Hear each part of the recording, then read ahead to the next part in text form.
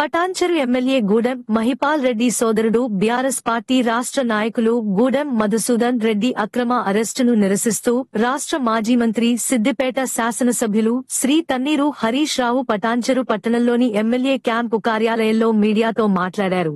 రాష్ట్రంలో 100 రోజుల పాలన ఎలా తయారు అయ్యింది అంటే కాంగ్రెస్ పార్టీలో చేరాలి లేదంటే అక్రమ కేసులు నమోదు చేస్తున్నారు.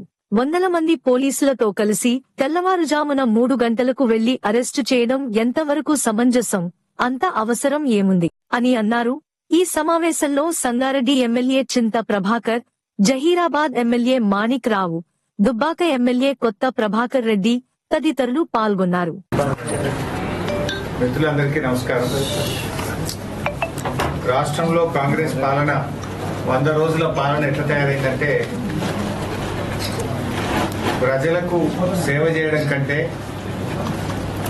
ప్రజా సంక్షేమం కంటే ప్రతిపక్షాలను అక్రమ కేసులు పెట్టి వేధించడము, ప్రతిపక్ష పార్టీల నాయకులను కాంగ్రెస్ పార్టీలోకి తీసుకోవడము, ఎంతసేపు నువ్వు మా పార్టీలోకి వస్తావా, రాకపోతే నీ మీద కేసులు పెడతా, పార్టీలో చేరాలని చెప్పి ఇలా వివిధ రకాల ఒత్తిడి తెస్తూ పార్టీలో చేరకపోతే అక్రమ కేసులు బనాయించే విధానం కొనసాగుతా ఉంది.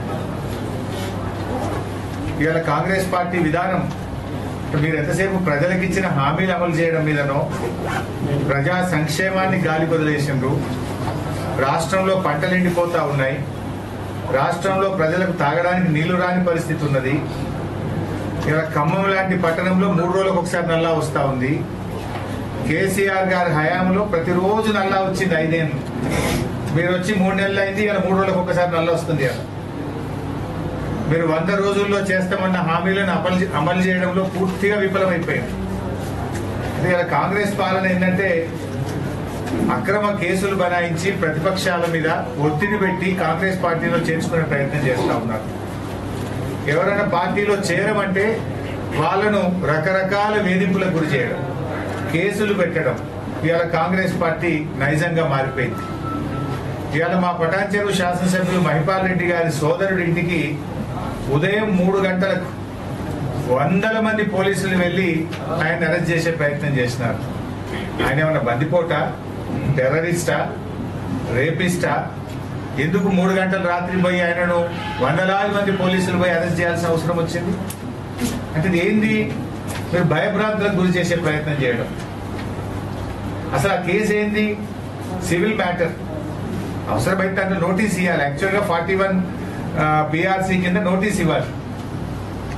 నోటీస్ ఇవ్వకుండా, ఎఫ్ఐఆర్ కాపీ ఇవ్వకుండా మబ్బుల 3 గంటలకు వందల మంది ఎస్ఐలు, సిఐలు, కానిస్టేబుల్ వెళ్లి ఇవాళ ఆయన అక్రమంగా అర్ధరాత్రి పూట అరెస్ట్ చేయాల్సిన అవసరం ఏమొచ్చింది అని మేము అడుగుతా ఉన్నాం. ఇలా అరెస్ట్ చేసేటప్పుడు కొన్ని విధానాలు ఉంటాయి కదా. నోటీస్ ఇవ్వాలా వద్దా? ఎఫ్ఐఆర్ కాపీ ఇవ్వాలా వద్దా? మబ్బుల 3 గంటలకు మీరు అరెస్ట్ చేస్తారు, 10 దాకా ఎఫ్ఐఆర్ కాపీ ఇవ్వని అడిగితే ఇది ఎక్కడి విధానం అని మేము అడుగుతా ఉన్నాం. నేను పోలీస్ అధికారులను కూడా కోరుతా ఉన్నా, ఏ ప్రభుత్వం కూడా శాశ్వతం కాదు. దయచేసి పద్ధతులు మర్చిపోకండి, మితిమీరి ప్రవర్తించొద్దు అని చెప్పి కూడా నేను పోలీస్ అధికారులను కోరుతా ఉన్నా. మేము 10 ఏళ్లలో ఏ రోజు కూడా ఈ రకమైన ప్రయత్నాలు చేయలేదు. 10 ఏళ్ళు అధికారంలో ఉంటే ఈ రకంగా మేము ఎప్పుడు అధికార దుర్వినియోగానికి పాల్పడిన పరిస్థితి లేదు. ఇవాళ నాన్ అప్లికేబుల్ సెక్షన్స్, అసలు ఆ సెక్షన్ దీనికి అప్లికేబులే కాదు, కానీ అక్రమమైనటువంటి సెక్షన్స్ పెట్టి ఏదో రకంగా అరెస్ట్ చేసే ప్రయత్నం చేస్తా ఉన్నారు. బెయిలబుల్ సెక్షన్స్, యాక్చువల్గా మీరు ఏ ఆరోపణ అయితే ఈరోజు చేస్తా ఉన్నారో అవన్నీ కూడా బెయిలబుల్ అఫెన్సెస్. సుప్రీంకోర్టు జడ్జిమెంట్ ఇచ్చింది స్టేషన్ బెయిలే ఇవ్వాలి అని. కానీ స్టేషన్ బెయిల్ ఇచ్చే అవకాశం ఉన్నా కూడా, బెయిలబుల్ అఫెన్సెస్ ఉన్నా కూడా, సివిల్ మ్యాటర్ అయినా కూడా ఏదో ఒక రకంగా అరెస్ట్ చేయాలి, జైలుకు పంపాలి, మా క్యారెక్టర్ను డ్యామేజ్ చేయాలి, మమ్మల్ని మానసికంగా ఇబ్బంది పెట్టాలి, ఆ రకంగా వీళ్ళని లొంగ తీసుకొని కాంగ్రెస్ పార్టీలో చేర్చుకోవాలి అనేటువంటి కుట్రకు ఈరోజు కాంగ్రెస్ పార్టీ పాల్పడతా ఉంది. ఇవాళ మేము చేరము కాంగ్రెస్ పార్టీలో, మేము ప్రజాక్షేత్రంలో ప్రజల ద్వారా బీఆర్ఎస్ పార్టీ తరఫున గెలిచినాము అంటే ఇగో ఈ రకమైనటువంటి వేధింపులు, ఈ రకంగా కేసులు పెట్టి ఇంకా నిన్ను సతాయిస్తాం, ఇంకా చాలా కేసులు పెడతాం, బిడ్డ నువ్వు వస్తావా రావా అన్నటువంటి రీతిలో ఇవాళ కాంగ్రెస్ పార్టీ వ్యవహారం ఉంది. ఇది మంచి పద్ధతి కాదు. ఇటువంటి విధానాన్ని మానుకోవాలి. మీరు ప్రజలకు సేవ చేయడానికి అవకాశం ఇచ్చారు, కానీ ఇవాళ మీరు ప్రతిపక్షాలను లేకుండా చేస్తాం, ప్రజాస్వామ్యాన్ని కూనీ చేస్తాం, ప్రతిపక్షాలను వేధింపులకు గురి చేస్తాం. మీరు మేము చెప్పినట్టు మా పార్టీలోకి రావాల్సిందే అనేటువంటి విధానాన్ని మానుకోవాలి. నువ్వు మొన్న మైన్స్ ఇన్స్పెక్షన్ చేసినప్పుడు ఆర్డీఓ గారి వీడియో ఉంది. ఆయన మైన్ మీద ప్రెస్ మీట్ లో మాట్లాడండి. ఏం మాట్లాడాడు? మంత్రి గారి ఆదేశం మేరకు వచ్చి నేను మైన్స్ ఇన్స్పెక్ట్ చేస్తున్నా అని స్వయంగా ఆర్డీఓ గారే చెప్పిండు. అంటే మీరు టార్గెటెడ్ గా చేస్తున్నారు. ఇవాళ పటాన్ చెరువు ప్రాంతంలో మాకున్న సమాచారం మేరకు 20-30 మైన్స్ లీజ్ అయిపోయింది. అలా కాంగ్రెస్ పార్టీ నాయకులై మాజీ మంత్రులు కూడా ఉన్నాయి. వాటికి లీజే లేదు, అయినా అవి నడుస్తా ఉంటాయి. 20-30 మైన్లు లీజ్ అయిపోయినా అవి నడిస్తే వాటి మీద యాక్షన్ ఉండదు, వాటి మీద చర్యలు ఉండవు. కానీ ఏ తప్పు లేకుండా నువ్వు బీఆర్ఎస్ పార్టీ కదా నీ మీద కేసు పెడతావు.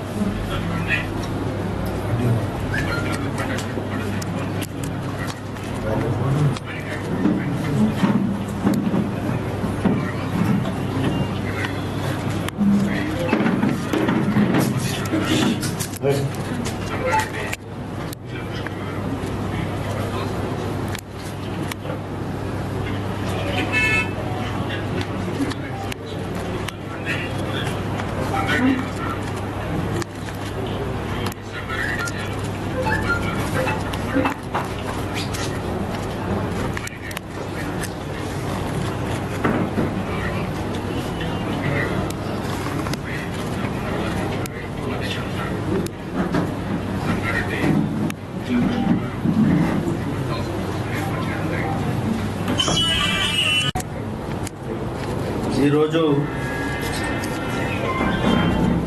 Santosh sand and granite supply లగ్డారంలో 2011-12లో స్వర్గీయులు వైఎస్ రాజశేఖర రెడ్డి గారు ఉన్నప్పుడు అది అలాట్మెంట్ చేయడం జరిగింది. కోరి 2027 వరకు ఆ కోరి మనకు పర్మిషన్ ఉన్నది. ఈ కోరిని మేము చాలా రోజులు వేరే వాళ్ళకి లీజ్ ఇచ్చినాం. గత 4 సంవత్సరాల సంది మేము సొంతంగా పెట్టుకుని నడపడం జరుగుతూ ఉన్నాం. మా బాబు మా తమ్ముడు చూస్తూ ఉంటారు. దాన్ని ఈరోజు కాంగ్రెస్ ప్రభుత్వం వచ్చిన తర్వాత 3 నెలలు కాలేదు, ఇంకా 3 నెలలు నిండక ముందే ప్రతి ఒక్కరి మీద హరాస్మెంట్ చేయడము, ఇది సామాన్యుడు బతికే విధానము అందరూ ఆలోచన చేయాలి ఒకసారి. ఎందుకు చెప్తున్నానంటే రాష్ట్రంలో కాకుండా దేశం అంతా పెద్ద పెద్ద మైనింగ్ కోరీలు ఉన్నాయి. మేము తప్పు చేసినట్టుగా ప్రూఫ్ అయితే ఫెరాల్టీ వేయండి, నోటీస్ వేయండి, ఎక్స్ట్రా ప్రెస్సింగ్ చేస్తే అది రూల్స్ అండ్ రెగ్యులేషన్. దాన్ని మీరు అనవసరమైనటువంటి కేసులు పెట్టి రాత్రి 3 గంటలకు ఒక మర్డరిస్టు, ఒక దొంగను అరెస్ట్ చేయడానికి 100 మంది పోలీసులు సిఐలు వచ్చి ఇంటి మీద అటాక్ చేయడం జరిగింది శాంతినగర్. ఇదంతా టిఆర్ఎస్ ఎమ్మెల్యేల మీద జరుగుతున్న హరాస్మెంట్. ఈ హరాస్మెంట్ అనేది తగదు. కాంగ్రెస్ ప్రభుత్వంలో ఉన్న అధికారులు కానీ, అధికార యంత్రాంగం కానీ, ఎమ్మెల్యేలు కానీ, మంత్రులు కానీ ప్రతి ఒక్కరూ దీన్ని మార్చుకోవాలి. పద్ధతి ప్రకారము తప్పు చేసిన వారిని శిక్షించవలసిందిగా మనవి చేస్తా ఉన్నాం. ఎందుకంటే పటాన్ చెరువు నియోజకవర్గంలో 38 మైన్స్ కోరీలు ఉన్నాయి, క్రెషర్ కోరీలు. అందులో ఒక 4-5 తప్ప అన్ని ఎక్స్పైర్ అయిన డేట్లు అది పర్మిషన్ లేకుండా నడిపిస్తా ఉన్నారు. మేము 10 సంవత్సరాలు ఎమ్మెల్యే చేసినాం, 10 సంవత్సరాలు టీఆర్ఎస్ ప్రభుత్వం ఉంది. ఏ ఒక్కరి మీద గిట్ట మేము ఒక తెల్లకాయ మీద కంప్లైంట్ ఇవ్వలేము. ఈరోజు కాంగ్రెస్ ప్రభుత్వము ప్రతి ఒక్కరిని వేధిస్తూ ఎక్కడ వీక్ పాయింట్ ఉంది, ఎక్కడ వీళ్ళని క్రష్ చేసి పార్టీలోకి తీసుకోవాలి, ఒక సిస్టమ్ అనేది పెట్టుకొని ఈ అరాచకాలు మొదలు పెడతా ఉన్నారు. జీవితంలో నేను ఈ నియోజకవర్గ ప్రజల ఆశీర్వాదంతో టిఆర్ఎస్ పార్టీ తరఫున 3 సార్లు ఎన్నిక కావడం జరిగింది.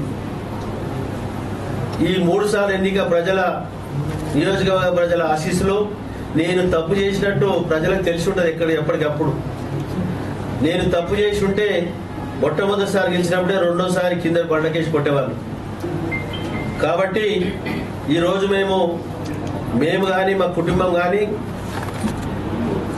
మా అన్నదమ్ములు కానీ, మా కార్యకర్తలు కానీ, ప్రజాప్రతినిధులు కానీ ఎక్కడ తప్పు చేయకుండా మేము గతంలో ఉన్న ప్రభుత్వానికి, టిఆర్ఎస్ ప్రభుత్వానికి చెడ్డ పేరు రాకుండా మేము మెయింటైన్ చేస్తూ అందరికీ ఎప్పటికప్పుడు డైరెక్షన్ ఇస్తూ ముందుకు వచ్చినాం. ఈరోజు అన్ని పర్మిషన్లతో సహా మాకున్నాయి, కాపిస్తా మీకు. టోటల్ పొల్యూషన్ కానీ, ఈసీ కానీ అన్ని పర్మిషన్లు ఉన్నాయి. వాళ్ళు ఏమంటారంటే మీకు అలాట్మెంట్ అయ్యే దానికంటే ఎక్కువ క్రషింగ్ చేసిరని చెప్తా ఉన్నారు. ఓకే, చేసిరు. మీరు అప్పుడు అధికారులు ఏం చేసినారు? ప్రభుత్వం తరఫున జిల్లా మంత్రిగా హరీష్ రావు గారు ఉన్నారు. హరీష్ రావు గారితో మీకు ఎప్పుడైనా ప్రెషర్ వచ్చిందా? మా తరఫున ఎప్పుడైనా ప్రెషర్ వచ్చిందా? ఒక్క నాయకులతో ఎంపీ ఉండే ప్రభాకర్ రెడ్డి గారు, ఆయనతోనే మన ఫోన్ వచ్చిందా? సో అండ్ సో కోరికాడు కోపమని అది ప్రూఫ్ చేపియండి. కాబట్టి దయచేసి చెప్తా ఉన్నా, మీ బెదిరింపులకు భయపడలేదు, మీ హరాస్మెంట్లకు భయపడలేదు. తప్పకుండా ప్రజాకోర్టులో నిలబెట్టి, కోర్టుల కడిగర్లో నిలబెట్టి మీ సంగతి ఏందో తెలుస్తాం. ఎందుకంటే ఇటువంటి చాలా చూసుకుంటూ వచ్చినాం.